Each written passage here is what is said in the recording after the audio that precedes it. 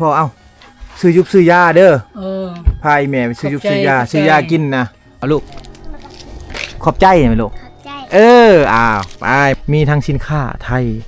สินค้าเวียดนามสินค้าลาวนะพี่น้อง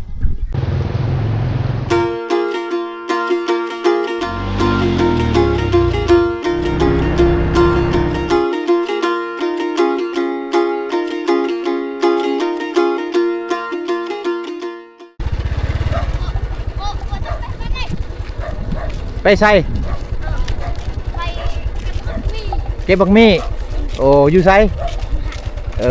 พากันไปเก็บบักมี่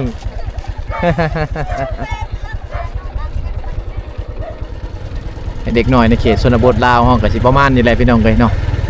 ยามที่ว่าบ่ได้ไปโรงเรียนยามปิดเทอมต่างๆเนี่ยเขาเจ้ากับสิไปหาลิ้นตามเพื่อนตามชาติแบบซี่ไปเก็บบักมี่พี่น้องเนาะเก็บบักมี่เก็บหมากขนุนเท่าไหร่โอ้ยสวนมันเพิ่นพวกถ่ายปีมานี่แหละก็พากันกลนแล้วพี่น้องทางเขตนี้เนาะกลนแล้วก็คล้ายมันนะเขาก็คงจักโรงงานใครอยู่ดอกคงจักโรงงานอยู่ทางเขตนี้มีหลายอยู่พี่น้องเนาะที่ว่าเขาเจ้าหับซื้อเพราะว่าจะอยู่ข้างในเลิกหรือว่าจะอยู่ทางเมืองก็มีร้านมันนะที่ว่าคนลาวเฮามาตั้งหับซื้อกับชาวบ้านเขาเจ้าหมู่บ้านพินเบเป็นหมู่บ้านน้อยๆนะอยู่ตามท่ามกลางขุนเขาและก็อยู่ท่ามกลางเส้นทางที่จะเข้าไปแสดงลาวเวียดนามพี่น้องเนาะหมู่บ้านนี้เพิ่นจะมาตั้งอยู่ตามไร่ตามสวนพี่น้องเนาะอันนี้คือเขาไร่เพิ่นได้นี่พี่น้องเนาะอยู่ไร่แบบซี่เพิ่นก็ปลูกมักส้มโอปลูกมะกล้วยนะปลูกเขาไปนำพี่น้องเนาะเครื่องปลูกต่างๆเป็นมันสำปะหลังนะเป็นพืชต่างๆแบบซี่ส่งขายโรงงานจักโรงงานได้นะที่เขารับซื้อกันโอ้เฮือนซานเพิ่นนี่เป็นเฮือนแบบเดิมๆดั้งเดิมเลยพี่น้องเป็นเฮือนแบบนี้แหละอยู่ทางเขตชนบทลาวเฮานะสบายดี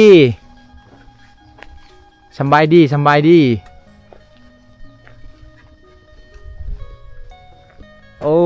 อีพออยู่ผู้เดียวบ่โอ้เฮ็ดยังไม่ไอ้บุกแมงเตะโอ้ต้มน้ำโอ้เพิ่นต้มน้ำอันนี้คือเฮือนครัวเพิ่นพี่น้องเอ้ยเฮือนครัวอีพ่อบ่อันนี้นะโอ้เฮือนครัวเพิ่นพี่น้องเฮือนครัวก็สิมีแนวตากพร้อมนะอันคือหิ่งเอาไว้ตากข้าวไว้ตากของอยู่ของกินเพิ่นอันนี้ให้อีพ่อบ่โอ้อีพ่อเพิ่นอยู่คนเดียวเดี๋ยวลูกหลานบ่มีหยังมากมีแต่ขนมบ่มีลูกหลานเลยโอ้อีพ่ออยู่ผู้เดียวเลยบ่มีลูกบ่มีหลานบ่มีเมียโอ้เฮือนใส่โสดแล้วสิอยู่คนเดียวเลยพี่น้องเนาะบ่มีลูกบ่มีหลานบ่มีเมียนะเป็นเฮือนใส่โสดก่อนบ่มีหยังหลายเลยพอเด้อขนมเอาไว้กินคืนกวดบังแม่บ่เป็นยังไรมกขอบใจคืนกวดแม่โอ้เพิ่นบ่สบายบ่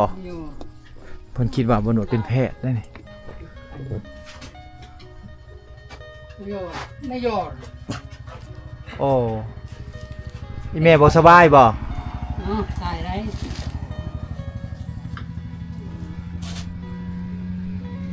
โอ้เฮากับบ่มียามาโอ้ยบ่อุ้มเพิ่นคักยา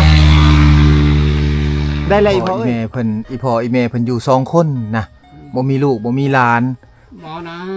อยู่2คนบ่มีลูกมีหลานเนาะเอาเพิ่นบ่สบายพี่น้องบ่หนวก็สิเอาเงินให้เพิ่นไปซื้อยานะซื้อยุบซื้อยาเด้อเอาอีพ่อเอาซื้อยุบซื้อยาเด้อพาอีแม่ไปซื้อยุบซื้อยากินนะเพิ่นเป็นไข้พี่น้องเนาะบ่หนวก็บ่มีหลายนะขอบใจเด้อโดยเอาอันนี้คือเฮือน2เฒ่าเพิ่นอยู่บ่มีลูกบ่มีหลานพี่น้องนะอีพ่ออายุจักปีแล้วตะนางคือบ่ฮู้เด้อพี่น้องบ่ฮู้ภาษาลาวเด้อบ่จื้อแน่นะเอาอยู่2เฒ่าอันนี้คือเฮือนอีพ่อเพิ่นนะอยู่2เฒ่าเพิ่นบ่มีลูกบ่มีหลานพี่น้องเนาะคิดว่าเพิ่นเป็นไซโสดแท้บ่แม่น เมียเพิ่นบ่สบายเด้อผัวเมียอยู่กัน2คนนะบ่มีลูกบ่มีหลานพี่น้องนะอยู่กัน2คนอยู่ตามไร่ตามสวนแบบซี่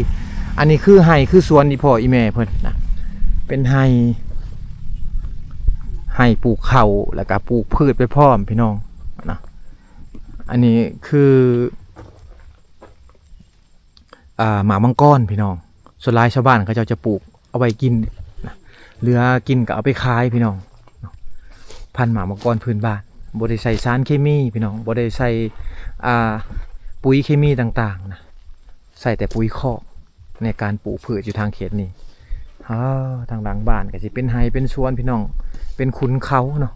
คือว่าหมู่บ้านเป็นหมู่บ้านที่ว่าบรรยากาศที่ว่าดีอีหลีพี่น้องเนาะบรรยากาศที่ว่าดีตามถนนหนทางที่เฮาจะเข้าไปแสดงลาวเวียดนามนี่แหละโอ้เพิ่นปลูกไว้พร้อมนะมีไว้พร้อมพี่น้องอันนี้คือความดุมันของเพิ่นนะอยู่ทางเขตชนบทลาวเฮาเด้อเป็นความดุมันของชาวบ้านเขาเจ้าถ้าว่าดุมันแล้วก็บ่อดตายพี่น้องขยันบ่อดตายนะอยู่ทางเขตนี้โอ้มีอ้อยพร้อมพี่น้องแล้วก็มีไว้นะมีเครื่องปลูกต่างๆนะ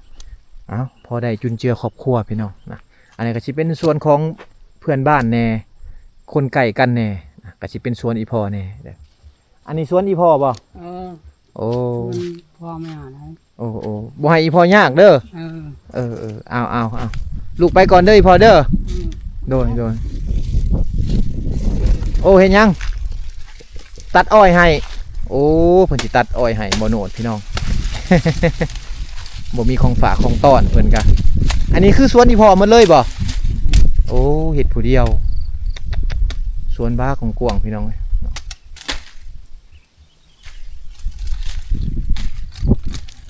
โอ้ในเจ้าสิตัดให้เฮาบ่โอ้มันตัดอ้อยให้นะอ้อยนี่กะเอาไว้กินแน่เอาไว้ขายแน่พี่น้องเอ้ยเนาะ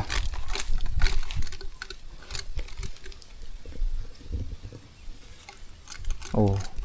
พอแล้วอีพ่อเอ้ยพอแล้วบ่เอาก็ได้นะขอบใจเด้อเอาอันนี้คืออ้อยพันธุ์พื้นบ้านเพิ่นนะบ้านเฮานี่บ่มีได้อ้อยแบบสไตล์แบบซี่พี่น้องบ่มีเนาะบ่มีแบบนี้นี่เนาะเป็นพันธุ์แบบเนื้ออื่นอีกนะตัวนี้มันจะคือกับอ้อยดำพี่น้องเนาะอ้อยดำที่เขาเจ้าขายตามตัวเมืองปักซั่นนะเนาะใกล้ๆกับเข้มคลองเขาจะขายแบบซี่แหละเป็นอ้อยดำพี่น้องอันบ้านเฮานี่ปลูกบ่ได้บ้านเฮานี่จะปลูกบ่ได้เฮือนซานของเพิ่นก็สิปลูกตามไร่ตามสวนแบบซี่พี่น้องบริเวณเนี่ยจะเป็นบริเวณที่ว่าชาวบ้านเขาจะปลูกนะปลูกมันต้นปลูกมันสำปะหลังต่างๆเพื่อว่าจะไปขายให้กับพ่อค้าคนลาวเนี่ยพ่อค้าคนเวียดนามเนี่ยที่ว่ามาหับซื้อเอาตามหมู่บ้านเพิ่นหมู่บ้านนี้เป็นหมู่บ้านที่ว่าบ่มีไฟฟ้าเด้พี่น้องนะบางคนเห็นลักเสาไฟฟ้าตั้งอยู่นี่นะคือเป็นหยังคือบ่เอาไฟฟ้าลงนะเพราะว่าข้าเจ้านี่หากระย่ายมาอยู่แน่พี่น้องแล้วก็จะเป็นเถียงเขาแน่นะอาจจะบ่เป็นบ้านใหญ่ข้าเจ้าอันนี้เขาจะห้องว่าเถียงพี่น้องเนาะฉะนั้นนี่ชาวบ้านข้าเจ้าก็จะบ่ได้ใช้ไฟฟ้าเขาจะใช้ไฟโซลาร์เซลล์เอาพี่น้องอีกต่อหน้าไปพุ่นแหละพี่น้องเอ้ยเขาจึงจะดึงลงให้แต่ละหลายหลังคาเฮือนก็สิเป็นแบบนี้ทั้งหมดเลยพี่น้องเนาะที่ว่าเขาเจ้าอยู่ตามเส้นทางที่จะเข้าไปเวียดนามเดี๋ยวมาทางนี้พี่น้องเลยมาเบิ่งเฮือนซานเพิ่นเฮือนซานก็คือเห็นอันนี้คือเฮือนซานยุคเก่ายุคเดิมพี่น้องเนาะที่ว่าชาวบ้านเขาเจ้าอยู่กันเฮือนเขาเจ้านี่จะบ่ได้ฝังดินเอาหินมาง่อยพี่น้องเนาะเอาหินมาเป็นแนวห้องตีนเสานะเอามาเฮ็ดตีนเสาห้องเสาพี่น้องหมอยปวกกินเด้อนี่แบบซี่สบายดีอันนี้คือบ้านยังบ้านปันไตบ้านมันไตได้ละเทียงปันไตโอ้เทียงบ่นี่นะเทียงโอ้บัดเฮือนใหญ่อยู่ทางใดซะอยู่บ้านไตพุ่นบ้านอยู่บ้านโอ้ใหญ่พากันใหญ่มาอยู่สวนแล้วก็เฮ็ดเป็นเทียงอยู่เลยชมพ่อจึงบ่ได้ไฟฟ้าเนาะบ่มีไฟฟ้าเนาะบ่ได้ดึงเขาบ่ได้ดึงลงไหเนาะเพราะว่าทางนี่นั่นมันเป็นไห้เขาเจ้าพี่น้องตะกี้นะเขายังบ่ได้มาอยู่เนาะเขาดึงไฟดึงลงบ้านใหญ่พุ่นแม่นบ่เขาดึงลงบ้านใหญ่พี่น้องเอ้ยนะฉะนั้นแหละชาวบ้านอยู่ทางเขตนี้เขาบ่ได้ไฟฟ้าเด้ออยู่ตามถนนหนทางนี่ เขาจะไปดึงลงไห้หมอแป้งใหญ่เขาดึงลงบ้านอย่างเดียวเลยเนาะเจ้าซุมเจ้าหากเอามาอยู่ก็เลยบ่ได้ไฟฟ้าบ่ได้อืมอันนี้บ้านบันไตนี่แต่ใช้หาไสนี่ ฮอดพุ่นฮอดขายทหาร ค่ายทหารผู้บ่โอ้คิดว่าอยู่วังนี่เป็นบ้านพินเบบ่แม่นเนาะบ้านบันไตเนาะเห็นมันไกลบ้านพินเบบ่โนดก็คิดว่าเป็นบ้านพินเบพี่น้อง บ้านบันไตนะบ้านไตใหญ่บ้านบันไตใหญ่อันนี้คือนั่นเถียงเพิ่นเถียงหรือว่าเป็นวังอยู่วังเช่าอยู่ในไร่ในสวนซื่อๆเวลาแก้ฮีตแล้วไปเฮ็ดอยู่พุ่นบ่เวลาเฮ็ดฮีตเฮ็ดคลองต่างๆแหละชาวบ้านก็เจ้าจะไปเฮ็ดอยู่บ้านใหญ่โอ้ฉะนั้นแหละทางนี้จะห้องว่าเถียงเนาะโดยโอ้อันนี้คืออาจ้อยอาจ้อย อาแต้บ่อาแต้อาจ้อยนะอาแต้นี่ใหญ่เนาะอาจ้อยนี่จะน้อยนะอันนี้สำหรับของชาวบ้านเขาเจ้าแบกเฮาเห็นตามถนนหนทางขออนุญาตจับหน่อยเด้อตามถนนหนทางที่ว่าเพิ่นแบกเครื่องไปขายพี่น้องเนาะแบกเครื่องไปขายตามถนนทางตามเมืองต่างๆก็สิใช้ตัวนี้เนาะในการแบกเครื่องนะสำหรับผู้หญิงเด็กน้อยต่างๆนะผู้ชายที่ว่าไปเอาบอกเอาไม้ก็สิใช้ตัวนี้พี่น้องเอ้ยบ้านเฮานี่บ่มีแหละจะเป็นถุงปุ๋ยแหละสิใช้ถุงปุ๋ยเป็นกระเป๋าต่างๆนะในการแบกฟืนหรือว่าแบกเครื่องปลูกต่างๆแต่ว่าทางเขตนี้เพิ่นยังสารเองเฮ็ดเองแม่นบ่แม่นยังสารเป็นอยู่เนาะโอ้ย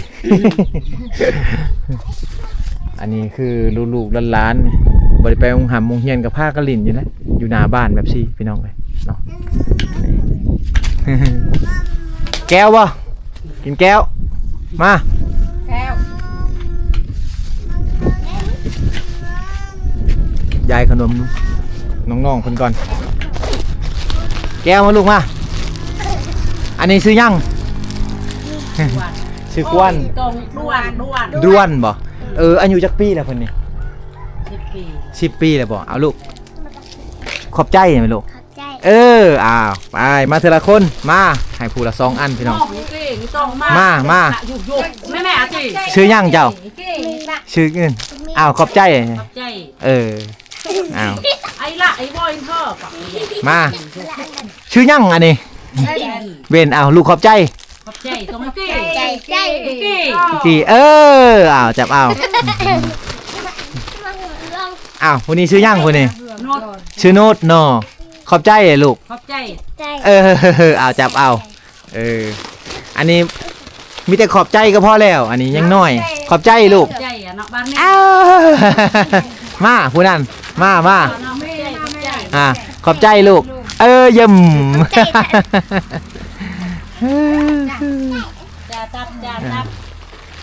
โอ้บนปันแม่เพิ่นนะต้องขอบใจก็ได้บ่เป็นยังย่าบ่นี่โอ้ได้ล้านเลยเนาะเจ้าเนาะโดยอยู่กันจักปีแหละอยู่นี่อยู่กันจักปีแหละอยู่นี่20 ปีเลยโอ้อยู่กัน20 ปีเลยอยู่นอกนี่ได้แต่ทางยังบ่ดีพุ่นเนาะป้าอันนี้คือบ้านบันไตใหญ่บ้านบันไตใหญ่พี่น้องบ่น้อยก็คิดว่าบ้านพินเบพินเซ่นะบ่แม่นเด้อนี่บ้านบันไตนะเพิ่นก็อยู่ตามไร่ตามสวนแบบซี่พี่น้องเนาะอยู่ตามเส้นทางที่จะเข้าไปเวียดนามนะการอยู่แบบซี่เพิ่นก็ปลูกฝังไปพร้อมก็คือการปลูกฝังมันสำปะหลังมันต้นต่างๆพี่น้องปลูกฝังเอาไปขายให้กับพ่อค้าเวียดนามให้กับพ่อค้าคนลาวที่ว่าเขามาหับซื้อเอาอยู่ในเฮือนในศาลเพิ่นโอ้ยอยู่แบบซี่ก็คักไปอีกแบบพี่น้องเอ้ยเนาะมีวิวทิวทัศน์ธรรมชาตินะแล้วก็บ่ได้ใกล้บ่แม่นบ่ได้ใกล้พี่น้องแล้วก็บ่ได้ใกล้จากตัวเมืองพี่น้องเอ้ยเนาะบ่โนดอยู่แบบซี่ก็พออยู่ได้พี่น้องนะพออยู่ได้หาอยู่หากินเฮาก็ปลูกผักปลูกหญ้าไปแบบนี้แหละพี่น้องเพราะว่ามันบ่ไกลจากตัวเมืองนะเวลาเฮาบ่มีแนวอยู่ในกินก็เข้าไปตลาดในเมืองก็ได้หมู่บ้านนี่ห่างจากเมืองก็สิประมาณ10 กิโลเมตรพี่น้องเอ้ยเนาะยอมรับว่าวิวทิวทัศน์ธรรมชาติเขาเจ้านี่บ้าคักๆพี่น้องเอ้ยบ้าคักบ้างามๆเลยวิวทิวทัศน์ธรรมชาตินี่เนาะไม่ใช่นี่ไปเมืองสิเข้าเมืองสมวยขับรถจักรมันสิเข้าไปเลยมันไกลเนาะเพิ่นอยู่ในบ้านปันไตนี่แหละมาหับเอาลูกจะบอก ครับเอาลูกมา2 คนไปเมืองสมุยเอาไป แม่สองคนผู้หนึ่ง ผู้หนึงทั้งหน้าร้าน นั่นเนาะ น้องสาวโอ้ผู้นี้ลูก ลูกมาเช้าเลย เอาไปเพิ่นจะเข้าไปเมืองสมุยพี่น้องเลยแล้วก็สิใช้รถจักรเวียดนามนะในการไปมาต่างๆอยู่ทางเขตนี้เด้อเพราะว่าหมู่บ้านเพิ่นนี่อยู่ใกล้กับชายแดนลาวเวียดนามพี่น้องเนาะก็เลยว่าต้องพากันใส่รถจักรเวียดนามนี่แหละสะดวกสบายไปเวียดนามก็สบายขับอยู่ลาวก็สบายพี่น้องเลยโอ้ยฟืนนี่เนาะฟืนใหม่แต่งอยู่ครัวกินเพิ่นนี่ก็เต็มอยู่กองตารางพี่น้องเลยเนาะเต็มกองตารางเลยอันนี้คือเฮือนครัวเพิ่นนะอันนั้นคือเฮือนหลังใหญ่เพิ่นพี่น้องนะส่วนหลายไม้ฟืนต่างๆชาวบ้านก็สิเอามาแต่ไห้แต่สวนพี่น้องเนาะเอามาแต่ไห้แต่สวนนะอันนั้นทางเขตนี้เนี่ยเขาจะบ่มีห้องน้ำห้องวิดห้องส้วมเด้อพี่น้องเนาะเวลาเจ้าเจ็บท้องนะทายนักต่างๆเขาก็สิเข้าไปหลังบ้านเขาเจ้าพุ่นแหละพี่น้องไปขุดคุ้มหลังบ้านเขาเจ้านี่คือสวนมันของชาวบ้านเขาเจ้าพี่น้องเลยบรรยากาศก็อยู่ตามขุนเขาแบบสิบรรยากาศดีพี่น้องเนาะนี่อยู่ภูเขาอยู่หน้าบ้านเลยบ้างามๆพี่น้องประมาณเดือน12ชาวบ้านเขาเจ้าก็เตรียมก้นถ่ายปีนี่ก็ได้ขายพี่น้องกดแล้วก็ปลูกไม้พี่น้องเลยเนาะเฮ็ดไปเรื่อยๆทุกๆปีก็สิเฮ็ดไปแบบนี้กลายเป็นกิจวัตรประจำวันของชาวบ้านเขาเจ้าในการปลูกพืชพันธุ์ต่างๆอันนี้คือต้นแขมเลยพี่น้องเนาะต้นแขมนะบางคนเอาไปห่อกระต้มพี่น้องเนาะต้นแขมนี่นะแล้วก็ยอดแขมหรือว่าใบแขมต่างๆนี่ขายไปเห็ดไม้ฟอยไม้กวดต่างๆพี่น้องเนาะแล้วก็หน่ออ่อนๆหน่อแขมนี่เขากินได้นะชาวบ้านเขาก็จะกิน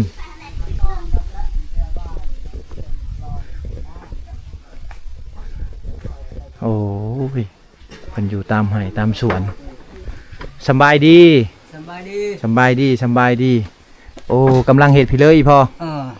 เห็ดฟอย เห็ดฟอย โดย โอ้ขายก้านเท่าไรก้านฟอยเนี่ย 25,000ฟอยแบบใดมีบ่แบบอย่างมัน นี่แหละนี่ เอามาเบิ่งดู ซื้อไปฮะหมูบอกเลย ฟอย ไปพันไหนมากุก เห็ดฟอยขายเขามาหับซื้ออยู่บ้านอยู่เฮือนบ่ เขาไปซื้อของการตกลงนะ โอ้ เขาสอนนะ ยังหลายอยู่บ่ ลาย โอ้เอามาเบิ่งจักอันหนึง ก่อนส่งอยู่เวียงคนนี้ โอ้เป็นอันนี้คือเพิ่นกำลังเห็ดฟอยหรือว่าไม้กวาดพี่น้องเนาะ ซ่องบ้านนั่นแหละ โอ้ กับเบาๆกับบันไต เห็ดเนาะคือสิหมั่นคงเนาะคือสิแหน่นเนาะ แน่นนี่เด้อ เอาเดี๋ยวบ่หนดกลับแหละสิมาแวะซื้อน้ำเด้อบัดกลับเมื่อสวรรค์แหละสิมาแวะซื้อน้ำนะเอามาเบิ่งดูหันนี่พ่อเอ้ยอันนี้ขอเบิ่งซะก่อนนะพี่น้องเอ้ยบัดบ่หนดกลับเมื่อก่อน เจ้าเบิ่งนี่นับ โอ้ เขาเฮ็ด นาเนาะ25,000กีบ โดย ประมาณ25,000ก็สิประมาณ ตัวนี้ ประมาณ40 บาทพี่น้อง บ่ได้กำไรนะตัวนี้4,000 ซื้อไม้นั่นได้ ซื้อตัวนี้ การ หนึ่งเด้ตัวนี้ 5,000 โอ้ เส้นหนึ่ง โอ้ แคม2โลโลหนึงอ่ะ 20,000 กำไรบ่หลายเนาะ บ่หลายเจ้าไรเบิ่ง โดยเอ้าเดี๋ยวกลับเมื่อเฮาสิมาซื้อน้ำเด้อยังหลายอยู่บ่ ยังเด้ โอ้โดย 2-3 มื้อเด้ยัง โอเค อีก กันหมด 2-3 มื้อนี่เขาเอาไปขายเลยเขาส่ง โอ้ประมาณวันพฤหัสสิมาเอานำ พระหัตถ์นี่บ่ วันพฤหัสเมื่อ นะ จักการจักได้ โอ้ยอยากได้2ก้านซื่อ ได้ ๆเฮ็ดไว้ให้ในเด้อเดี๋ยวกลับมาแวะเอานะเอาอันนี้คือฝีมือของคนลาวเฮานะในเขตบรรดาเผ่าพี่น้องเพิ่นพากันเฮ็ดฟอยนะฟอยเฮ็ดไม้กวาดนะส่งขายไปเวียงจันทน์บ่ได้พี่น้องเนาะ แม่น มีอันโครงการเพิ่นมาสอนนะมี2บ้านที่ว่าเพิ่นมาสอนแล้วก็ส่งขายไปเวียงจันทน์นะ อยู่เวียงจันทน์ เฮ็ดมื้อหนึงได้จักก้านนี่พอ คนไว้นี่ได้15ก้านต่อมื้อ คือพอเท่านี้5การก็แล้ว 5ก้านกับมื้อพอแล้วเนาะเมื่อยแล้วเนาะ มื้อ แอแหละแล้วเนาะ ก็ลายนะ อันนั้นเฮ็ดตัวนี้เฮ็ดกันจะเบิ่งนี่เวลาเฮ็ดตัวนี้เฮ็ดตัวนี้จะเราเองไว้ทัก อีก เอา อันนี้ก้านอันนี้มันเป็นก้านหวายได้พี่น้องมันบ่แม่นก้านไม้ไผ่ได้เนาะเป็นหวาย ไว้ นะ หมดนะ ชักเอา เป็นวายเมดก่อนจะได้ฟอยอันนี้ก็บ่ได้ง่ายพี่น้องเอ้ยเนาะมือได้อยู่หาการผู้ที่เก่งแน่ก็สิได้อยู่10ปลายการนะเอาเดี๋ยวบัตรค่ากลับและบ่โนดที่มาซื้อน้ำเพิ่นพี่น้องเนาะสิเอาจาก2การเด้อพอเด้อจงไว้ให้ในเด้อกลับมาเอาน้ำมะลิกลับมาแล้วมาเอาน้ำพี่น้องด้วย เอียนลงบ่อันเก้น้อง เพื่อนซ่านบ่มีไฟฟ้าพี่น้องนะบ่มีไฟฟ้าก็สิใช้โซลาร์เซลล์นี่เนาะพี่พอเนาะ มีใครจะชนเด้อ เพื่อนซ่านเพิ่นบ่มีไฟฟ้าพี่น้องฉะนั้นชาวบ้านก็สิใช้ไฟโซลาร์เซลล์เด้อโซลาร์เซลล์เฮือนเพิ่นก็สิทุกข์แน่นะการหาเงินหาค่ำเพิ่นก็สิอันนั้นนะเฮ็ดตามโครงการเขาเจ้าบอกอะไรพี่น้องก็คือการเฮ็ดฟอยล์นะขายส่งไปโครงการนะอันนี้คือเฮือนคือซ่านเพิ่นพี่น้องนะเฮือนซ่านเพิ่นก็สิเป็นประมาณนี้เด้อเป็นประมาณนี้แหละมุงหลังคาด้วยกระเบื้องพี่น้องเฮือนไม้นะเฮ็ดเป็นเฮือนไม้ข้างๆนี่ก็สิเป็นวางเก็บฟืนเพิ่นพี่น้องเนาะเป็นวางเก็บฟืนเป็นวางเมียนฟืนของชาวบ้านเขาเจ้าแต่งอยู่พวกกินก็สิเป็นเฮือนครัวอยู่วังนั้นพี่น้องเฮือนใหญ่อยู่วังนี้เฮือนนี่จะบ่มีห้องนอนแหละจะเป็นห้องโล่งเลยนะเวลาได้ลูกมากอะลูกหลานมานอนหรือว่าพี่ญาติพี่น้องนอนก็นอนเรียนกันเลยพี่น้องเลยเนาะ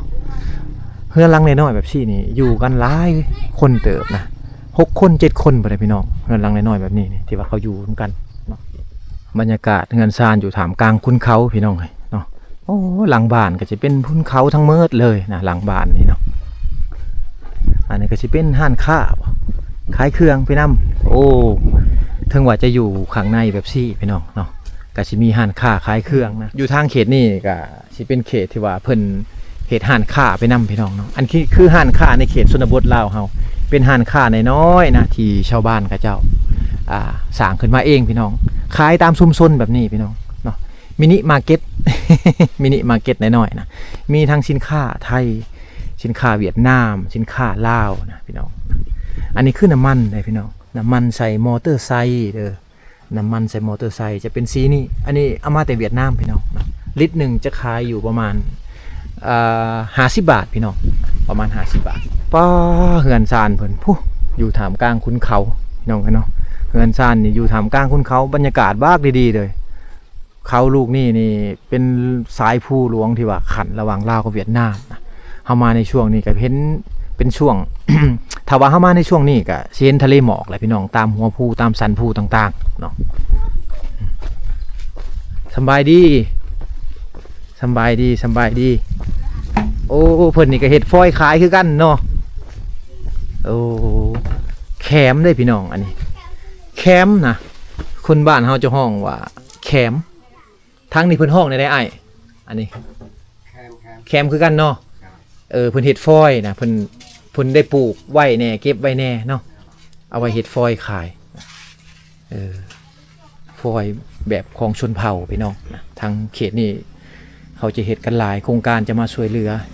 เฮียนหูเกี่ยวกับการเฮ็ดฟอยขายนะส่งไปขายต่างแขวงส่งไปขายตามตัวเมืองต่างๆบ่ได้เฮ็ดบ่ฟอยมื้อนี้บ่มีเฮ็ด7 ปีแล้วโอ้บ่สบายเป็นหยังอันนี้นะไปเตะเลยกับปูบ่แม่นมีแต่น้ำมาใส่โอ้ถึกน้ำถึกน้ำทับอิดนั่นถึกแนวบาดแล้วน้ำถึกแล้วมันไข่บ่ได้ไปห้องหมอบ่โอ้บ่ได้เข้าไปห้องหมอให้เขากวดเบิ่งแน่ซักยากันดิตะนอกตะนดมีแล้วตะแคนโอ้ซักแล้วเนาะซักแล้วโอ้โดยคิดไว้คือว่ายังบ่ไปหาหมออุ้ยอันตรายได้พี่น้องเอ้ยขาแข็งไข้แบบนี้เพิ่นบ่สบายเพิ่นเลยบ่ได้เฮ็ดนะปกติเพิ่นก็เฮ็ดฟอยขายหน่อยเนาะเอาขอมกขอบใจเอ้ยลูกๆหลานๆนี่ก็บ่โหนดยายขนมแล้วนะอยู่ถึง พี่น้องหมู่บ้านนี่ทับอิดบ่โหนดแค่คิดว่าเป็นหมู่บ้านพินเซพินเอบ่พินเบบ่พี่น้องที่ว่าเขาเจ้ามาตั้งอยู่นี่แท้ๆบ่แม่นเนาะอันนี้คือหมู่บ้านปันใต้นะหมู่บ้านปันใต้นี่เป็นหมู่บ้านอยู่ตามเส้นทางที่จะเข้าไปแสดงลาวเวียดนามนะอันนี้เพิ่นตั้งเฮือนอยู่แบบซี่นี่เพิ่นจะห้องว่าเถียงเลยพี่น้องเพิ่นจะห้องว่าเถียงถึงว่าจะเฮ็ดหลังใหญ่ซำใดก็อย่าเป็นเรือนดินเฮือนก่อเงิน2 ชั้น3 ชั้นก็อย่าพี่น้องถ้าว่ามาอยู่ในเขตนอกแบบซี่เพิ่นจะห้องว่าเถียงนะเพราะว่าเพิ่นยังบ่ได้ย้ายหีดคองเพิ่นมานะก็คือผีบรรพบุรุษต่างๆมาอยู่ มาอยู่เทียงนี่พี่น้องเอ้ยเนาะหรือว่ายังบ่ได้ย้ายมาอยู่นี่ก็เลยว่าห้องทางนี่น่ะเป็นเทียงแต่ว่าเฮือนหลังใหญ่เพิ่นนั้นอยู่บ้านใหญ่พุ่นก็คือบ้านบันไดใหญ่พี่น้องเอ้ยเอาอันนี้ก็คือบรรยากาศระหว่างทางที่บอโนได้มาถ่ายทำให้พ่อแม่พี่น้องได้เบิ่งเนาะก็คือทิวทัศน์ธรรมชาติแหละพี่น้องเอ้ยงามที่สุดแหละเนาะถ้าว่าเฮามาในเขตนี้ในช่วงฤดูนี้นะ เอาเดินทางกันต่อพี่น้อง